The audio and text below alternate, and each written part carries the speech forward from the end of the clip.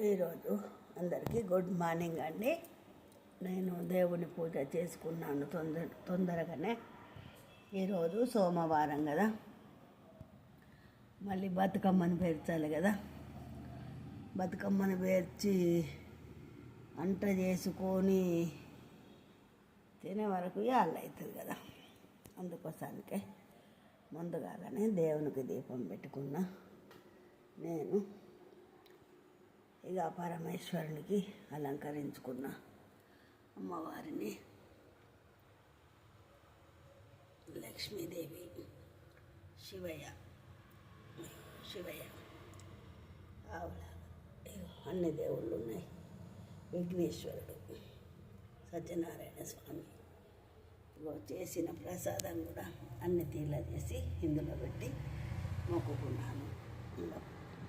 ప్రసాదం కింద ఆపిల్, మనది దేశపురి బత్తాయి నిన్న వస్తే కొనుక్కున్నా. దేవుని కోసానికే కొనుక్కుంటా. నేను అన్ని దేవుళ్ళను కడుక్కొని పూజ చేసుకొని పూజించుకొని ఈరోజు సోమవారము తొందరగా చేసుకోవాలనే చేసుకున్నాను. ఇప్పుడు వంట చేసి బతుకమ్మను పేర్చుకోవాలి. ఓం నమ శివాయ, ఓం నమ శివాయ, ఓం నమ శివాయ, ఓం నమ శివాయ. శంభో శంకర, హర హర మహాదేవ, శంభో శంకర, శివ శివ శివ శివ శివ శివ పరమేశ్వర నిదయ తండ్రి. ఓం నమ శివాయే నమః. ఈ అమ్మవారిని కూడా మంచిగా అలంకరించుకున్నా. ఎవరైనా సరే శివునికి పూజ చేసి ఆశీర్వాదం ఆ స్వామిది దయ తీసుకోవాల్సిందిగా కోరుకుంటున్నాను. ఎందుకంటే శివ పూజ చేస్తే చెడిపోయేది లేదు.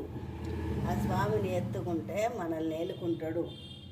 దేవుడు మనల్ని ఎంత మంచిగా చూసుకుంటే మనం అంత మంచిగా పైకి వస్తాం. శివునికి చేసిన పూజ, శివునికి చేసిన ప్రదక్షిణం, శివునికి చేసిన నమస్కారం, ఇది మన కుటుంబాన్ని మొత్తం మంచిగా ఉంచుతుంది. వంశాన్ని అభివృద్ధి చెందుతట్టు చేస్తున్నాడు శివుడు. నా అనుభవంలో మాత్రం నాకు జరిగింది కాబట్టి నేను చెప్పుతున్నాను. ఇగో శివలింగానికి మంచి అలంకరణ చేసుకొని, శివుడు అయితే మీకు కనబడతలేడు కావచ్చు కానీ ఇగో ఇది శివలింగమేనండి. భగవంతుడి దయ. అందరూ శివుణ్ణి కొలువుండ్రి, తప్పకుండా శివుణ్ణి కొలువుండ్రి.